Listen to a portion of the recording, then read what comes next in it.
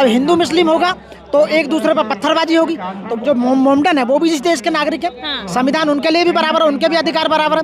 अब 2000 ऐसा लग रहा है कि देश ही आजाद 2014 के बाद हुआ है, जब से बीजेपी आई है। ये रनौत कहती भी हैं कि देश आजाद 2014 के बाद। ये मुसलमानों के राज्य जो 1500 कुछ के राज्य को लेकर बात करते हैं, जब कितनी पीढ़ियां खत्म हो चुकी हैं, जब राजशाही प्रथा थी, मुसलमानों का राज था। अब तो लोकतंत्र है देश के अंदर, संविधान जिंदा है, देश में संविधान है, तो संविधान के हिसाब से चलेगा ना देश। तो अब ये संविधान के हिसाब से देश को नहीं चलने देना चाहते कि ये धर्म के नाम पे वोट लेते रहोगे, काम के नाम पे भी वोट लोगे। इन बातों पर कोई ध्यान नहीं देगा, केवल आंखों पर पट्टी बंधी हुई है हिंदू मुस्लिम की, उसके सिवा कुछ नहीं। और मैं नालायक वोटरों से भी कह रहा हूँ जो केवल हिंदू मुस्लिम ही देखते हैं। नमस्कार, आप देख रहे हैं द जनता लाइव, मैं हूं आपके साथ नलिनी। जिस प्रकार से संभल में हिंसा भड़की 24 तारीख को, उसकी सारी फोटोज और वीडियोस जो हैं सोशल मीडिया पर तेजी से वायरल हो रही हैं और कई सारे सवाल इस घटना को लेकर उठ रहे हैं। इसी पर बात करेंगे। हमारे साथ अधिवक्ता मौजूद है मनोज सम्राट जी। मनोज जी, संभल में जिस प्रकार से घटना घटी, जिस प्रकार से हिंसा हुई, पहले बहराइच अब संभल, क्या आम हो गया है देश में इस प्रकार की घटनाओं का? मैं सभी को मेरा क्रांतिकारी जय भीम। और आज हम जंतर मंतर पर हैं और सभी को संविधान दिवस की बहुत बहुत हार्दिक शुभकामनाएं। सबसे पहले देखो, संविधान जिंदा है तो हम जिंदा हैं, क्योंकि संविधान, इसलिए मैं कह रहा हूँ कि संविधान में हमारे अधिकार दिए हुए हैं। बाबा साहब डॉक्टर अम्बेडकर ने संविधान में कुछ अधिकार दिए, सब लोगों को, सभी धर्म के लोगों को, सभी संप्रदाय के, जातियों के लोगों को, सबको अधिकार है, भारत में रहने वाले नागरिक और व्यक्तियों को। जब उनके अधिकारों का उल्लंघन होता है तो समझो कि संविधान का उल्लंघन हो रहा है। जहां इस तरह की घटना, जो संभल वाली घटना पर मैं ये कहूँगा, उसमें मैं ये कहना चाहूँगा कि सरकार का लॉ एंड ऑर्डर, इसका मतलब बिल्कुल भी सही नहीं है। क्योंकि सरकार का लॉ एंड ऑर्डर सही होता तो वहाँ 5-5 बच्चों की मौत नहीं होती।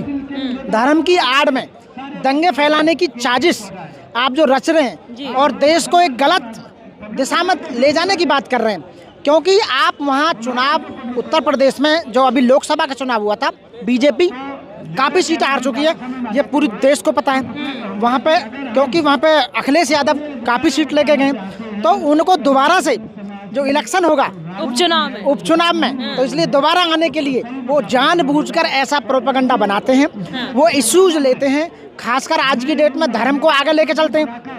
मुस्लिम और हिंदू, जब तक हिंदू मुस्लिम करते रहेंगे तो उसका बेनिफिट किसको होगा? बेनिफिट सीधे बीजेपी को होगा। हिंदूवादी संगठनों को वो भेजते हैं जानबूझकर, और ये पेड संगठन है। मैं कहना चाहूँगा, इनको सरकार पैसा देती है, जो जैसे बजरंग दल है, हिंदू वाहिनी है, ये जिस तरह के इनके संगठन है, राम को लेकर जितने संगठन है, हिंदुओं को अपनी जितने भी कावड़ संगठन है, इनको केवल कुछ नहीं, पैसा दिया जाता है और अपने लोग भेजे जाते हैं। वहाँ ऐसी सिचुएशन क्रिएट की जाती है ताकि वहाँ दंगे फैलें, हिंदू मुस्लिम हो। अब हिंदू मुस्लिम होगा तो एक दूसरे पर पत्थरबाजी होगी। तो वो भी, क्योंकि वो जो मोमडन है वो भी इस देश के नागरिक है, संविधान उनके लिए भी बराबर है, उनके भी अधिकार बराबर है। अब 2000 ऐसा लग रहा है कि देश ही आजाद 2014 के बाद हुआ है, जब से बीजेपी आई है। ये रनौत कहती भी हैं कि देश आजाद 2014 के बाद। ये मुसलमानों के राज्य जो 1500 कुछ के राज्य को लेकर बात करते हैं, जब कितनी पीढ़ियां खत्म हो चुकी हैं, जब राजशाही प्रथा थी, मुसलमानों का राज था। अब तो लोकतंत्र है देश के अंदर, संविधान जिंदा है, देश में संविधान है, तो संविधान के हिसाब से चलेगा ना देश। तो अब ये संविधान के हिसाब से देश को नहीं चलने देना चाहते, आईपीसी सीआरपीसी एविडेंस के हिसाब से नहीं चलने देना चाहते। ये इतने हरामखोर हैं कि जो अंग्रेजों ने जो कानून बनाया था, आईपीसी सीआरपीसी एविडेंस, उनको भी बदल दिया। सेम वही धाराएं हैं, उनके नाम अलग अलग रख दिए हैं, बीएनएसएस, बीएनएसएस, भारतीय अधिवक्ता, वो संविदा अधिनियम, ये उनके नाम रख दिए केवल। अरे तुम अपना खुद बनाते ना, खुद चेंज करते, जब तुम जानते इतने अकलमंद हो तो तुम। मैं ये कहना चाहूँगा कि वहाँ का लॉ एंड ऑर्डर सही नहीं है, और उसकी जिम्मेदार संभल की टोटल योगी जी की पुलिस है, और उसी पुलिस के द्वारा ही वहाँ गोली चलाई गई, उन बच्चों को मारा गया।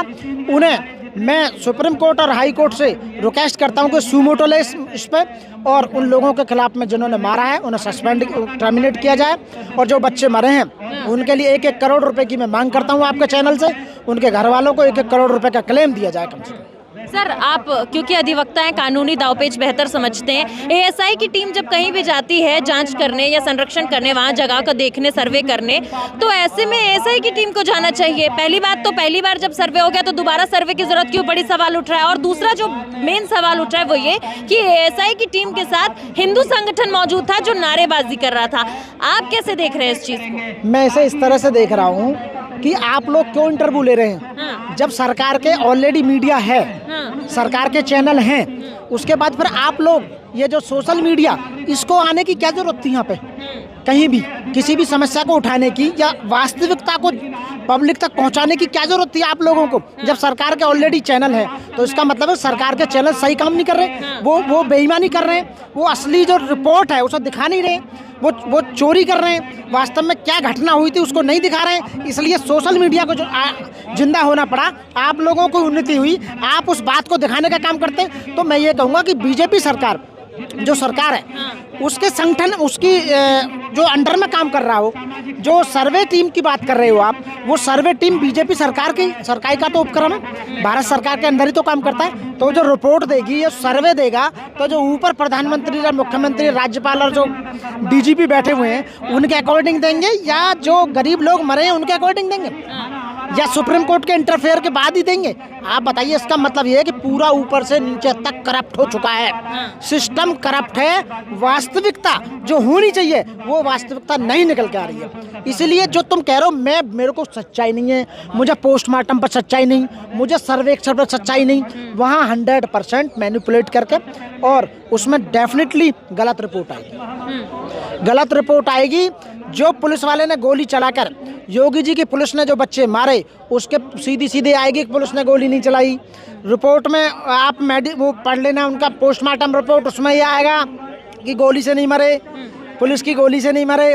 और जो सर्वेक्षण जो होगा वो ये बताएगी कि ये मस्जिद जो है, अभी रिजल्ट सुन लो आने का, आगे आने वाले का, मस्जिद को कहेंगे कि ये हिंदू संस्थान था, 1500 कुछ में अकबर या कोई हरिहर मंदिर था, मंदिर को तोड़ के मस्जिद बनाया गया, यही लगातार दावा किया जा रहा है। बिल्कुल ऐसा ही कहेंगे ये। तो ये शांति अमन नहीं चाहते, ये जो पुराना कानून है उसको एजिटेट रखनी। जब कानून है कि जितने भी देश आज़ाद होने से पहले के संगठन वो है धार्मिक संस्थान, उनको तोड़ा नहीं जाएगा, एजिटेट रखेंगे। तो फिर छेड़खानी क्यों की जा रही है? बार बार मस्जिद में क्यों मंदिर ढूंढने की कोशिश की जाती है? तो दंगा होगा, लोग मरेंगे, मुस्लिम मरेंगे, मुस्लिमों के फेवर में पुलिस नहीं है, पुलिस उन्हें गोली से मार देगी, पीएसी मारेगी या उनकी पुलिस मारेगी।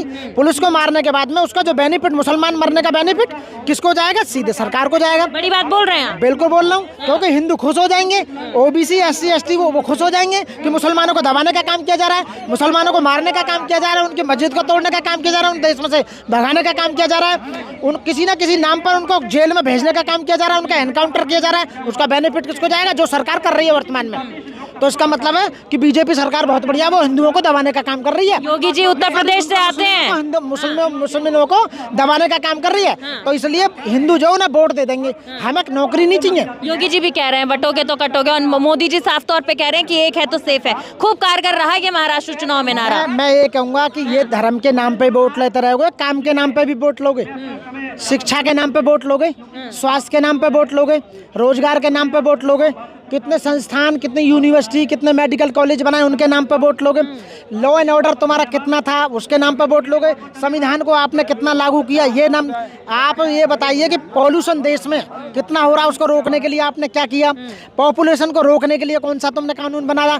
इन बातों पर कोई ध्यान नहीं देगा, केवल आंखों पर पट्टी बंधी हुई है हिंदू मुस्लिम की, उसके सिवा कुछ नहीं। और मैं नालायक वोटरों से भी कह रहा हूँ जो केवल हिंदू मुस्लिम ही देखते हैं, क्योंकि वो अनपढ़ हैं। जब लोगों को शिक्षा नहीं मिलेगी तो आवाज़ कैसे उठाएंगे? संविधान को पढ़ेंगे नहीं, उनके फायदे नुकसान की पता नहीं है, किसको फायदा हो रहा है किसको नुकसान हो रहा है। तो ये टोटल जो ना मिसगाइड कर लोगों को बार बार बेईमानी करके चुनाव जीता जा रहा है। चुनाव आयोग उसमें पूरा उनका अपना है, वो बेईमानी के आंकड़े देता है। वो या तो आपकी वोट को ज़्यादा बढ़ा देगा या कहीं कम कर देगा। जितनी वोट पड़ी है, जहाँ दिखाई देगा कि बीजेपी का हार रहा है वहाँ वोटों को आगे बढ़ा दिया जाएगा, जहाँ देख रहा है कि जीत रहा है वहाँ कम कर दिया जाएगा, या फिर मशीनों में उन्हें कहीं कुछ मशीनों में कुछ जगह सेटिंग कर दी जाएगी। 40% का खेल है, जहाँ 40% वोट ले ली वहाँ सरकार बन जाती है। आप भी एक वकील हैं और एक और वकील का बहुत जिक्र हो रहा है इस पूरी घटना में, जिनका नाम है विष्णु शंकर जैन। जहाँ भी इस तरीके के मुद्दे होते हैं वो याचिका डालने पहुंच जाते हैं, कहते हैं मस्जिदों में मंदिर निकलेंगे नीचे। हाँ, तो वो उन्हीं का तो आदमी है। वो इनका विष्णु शंकर जैन वो बीजेपी का आदमी है। मैं कह रहा हूँ बीजेपी का आदमी वकील है, हैं सर, आप आदमी बता रहे हैं बीजेपी के। पैसा लेकर सब कुछ काम कर रहे हैं ना। मीडिया ने भी 1,000 करोड़ रुपए ले लिए, सही बात नहीं दिखा रहा ना। जो मोदी जी का मीडिया है या 3-4 जो वो परकटी जो डोलती रहती हैं, आपने देखी होंगी लड़की, मोदी जी ने ये कर दिया, मोदी जी ने इंटरनेशनल लेवल पर छवि बना दी, विश्व गुरु बना दिया। हाँ, विश्व गुरु बना दिया, ये बना दिया। अरे यहाँ की जनता तो मर रही है, यहाँ का भी तो देख लो कुछ थोड़ा बहुत भाई। यहाँ परेशान हो रहे हैं लोग। 25 करोड़ लोग रोजाना भूखा सोते हैं। 1 लाख स्कूल प्राइमरी बंद कर दिए गए। इनका जवाब कौन देगा?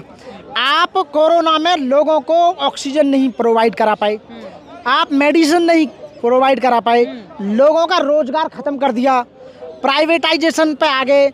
एक टीचर जो 1 लाख रुपए लेता है वो 10,000 रुपए में शिक्षा मित्र में पढ़ा रहा है, और उस पर भी योगी सरकार लखनऊ में डंडा बजाने का काम कर रही है। आप देख लो, यदि वही आदमी जब कावड़ लेने जाता है तो फूल बिखेरने का काम करते हो, वही आदमी जब रोजगार मांगने जाता है तो हम लठ बजाने का काम करते हो।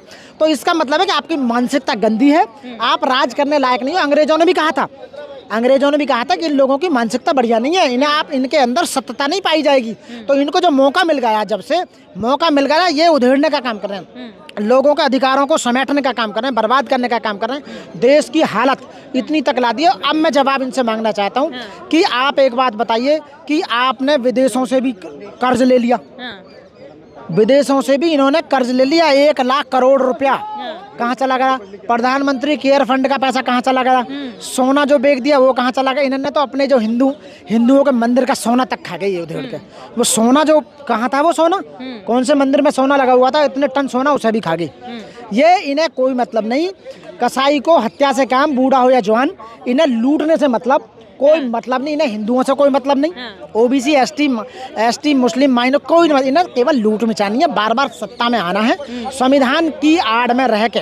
ये संविधान का झूठी अब कह रहे हैं कि हम पूरी साल संविधान दिवस मनाएंगे अब की बार। अरे अब तक तो तुम्हारा मंत्री कह रहा था कि 400 पार करते संविधान बदल देंगे, अब 240 पर लाके पटक दिया जनता ने संविधान को बचाने के लिए, तो अब तुम कहने लगे पूरी साल मनाएंगे। तुम जैसा झूठा, 1 नंबर का झूठा आदमी दुनिया में कोई नहीं है। केवल झूठ बोलकर लोगों को आप प्रपंच में लाते हैं। आपने एक भी वादा पूरा किया हो तो बताओ, एक भी वादा किया हो? 15 लाख से लेके और जितने भी वादे स्मार्ट सिटी तक, और जो गांव गोद लिया गोद में से बाहर नहीं निकला आज तक। 2 करोड़ रोजगार नहीं, वो तो बाद की बात है। जो गांव गोद में लिया गोद में ही मर गई, वो गोद में से बाहर ही नहीं निकले आज तक, वो हुई रह गए सारे के सारे। और जो 2 करोड़ हर साल रोजगार देते तो 2 करोड़ हर साल रोजगार खत्म कर दिए। तो भाई जवाब दो ना, पढ़े लिखे व्यक्ति से एक बार डिबेट करो। आज तक का कोई भी प्रधानमंत्री बना केवल मोदी जी को छोड़कर, वो आकर डिबेट करता था, जनता उससे सवाल पूछती थी, पत्रकार उससे सवाल पूछते थे। एक भी डिबेट नहीं हुई है किसी। मोदी जी नहीं आते विपक्ष के सामने। एक बार भी राहुल जी ने नौता एक्सेप्ट कर लिया था कि मेरे सामने एक बार डिबेट तो करके देखा, पता लग जाएगी, सच्चाई पता लग जाएगी। नहीं आते, हिम्मत ही नहीं है। केवल मन की बात सुनो, उनकी बात सुनो, खत्म कहानी। ऑर्डर लो, खत्म कहानी। मन की बात नहीं सुनेंगे बस। इसलिए आप लोग धन्यवाद के पात्र, सलूट करता हूँ आप जैसे पत्रकारों को मैं, कि आप हर चीज को लेकर जनता में लेके आते हो। ये तो तुम्हारा मीडिया भी बंद करवा देंगे अभी तो इनके, क्योंकि यूट्यूब यहाँ का है नहीं ना, वो तो विदेश का यूट्यूब है। यदि भारत का यूट्यूब होता तो इसमें बैन लग चुका होता अब तक। आप लोग दिखाते हो सच्चाई को, इसलिए मैं सलूट करता हूँ। आप ऐसे ही काम करते रहें, क्योंकि आप जिंदा लोग हो। यहाँ जितने भी लोग आए संविधान को जीवित रखना चाहते हैं, आप जिंदा लोग हो। बाकी जितनी घूम रही है ना पब्लिक, सब मुर्दा लोग हैं ना, कोई मतलब नहीं। टीवी बीवी में लगे हुए हैं और कोई मतलब नहीं। देश कहीं जाओ, लोगों के अधिकार खत्म हो, लोगों की देश की संपत्ति उजड़ो, कुछ भी हो ना, कोई लेना नहीं। लोग भूखे सो, लोगों का स्वास्थ्य खराब हो, लोगों का रोजगार खत्म हो, लोगों कुछ भी हो जाए ना, कोई लेना देना नहीं। हमें दुख है बाबा साहब के संविधान को पूरी तरह से इम्प्लीमेंट नहीं किया जा रहा। हमें दुख, हम चाहते हैं पूरी तरह यदि मुझ जैसा एक बार प्रधानमंत्री बन जाए, अम्बेडकरवादी कोई प्रधानमंत्री बन जाए, या बाबा साहब का फॉलोवर जैसा कोई एक बार प्रधानमंत्री बन जाए, तो हम बता देंगे कि 5 साल में 50 साल का काम ना करके दिखा दें और देश को कैसे चलाया जाता है। हम जैसे लोगों को किसी को प्रधानमंत्री बनाओ, हम बताएंगे कैसे देश चलाया जाता है। तो हमारे बस की देश चलाना नहीं है, क्योंकि बेईमान लोग, जो फ्रॉडी लोग होते हैं, जो कपटी लोग होते हैं, जो दूसरों की हत्या करवाते हैं, जो दंगों की प्रपंच जो संरचना बनाते हैं, वो देश को सही नहीं चला सकते साथियों। जय भीम, जय भारत, नमो बुद्धाय साथियों। फिर एक बार संविधान दिवस की बहुत बहुत हार्दिक शुभकामनाएं। धन्यवाद सर। ओके।